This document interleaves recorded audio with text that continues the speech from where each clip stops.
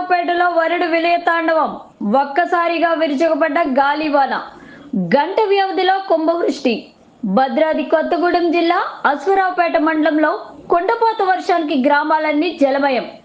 భారీ వర్షానికి విరుచుకుపడ్డ వరద ఉధృతికి కోతకు గురైన రోడ్లు, దెబ్బతిన్న వేరుశెనగ మరియు వరి పంటలు, ఇసుక మేటలతో ఆందోళనలో రైతులు.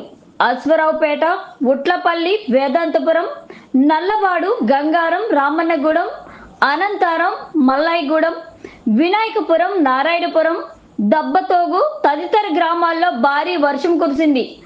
కొన్ని గ్రామాల్లో ఇళ్లలోకి నీరు చేరడంతో కొన్ని గ్రామ ప్రజలు నానా ఇబ్బందులు పడుతున్నారు.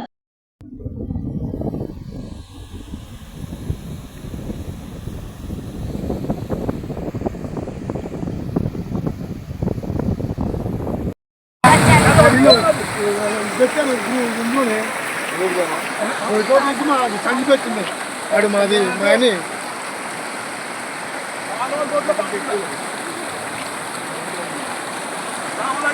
ఇక్కడ ఇంకా పెరుగుతున్నా కొన్ని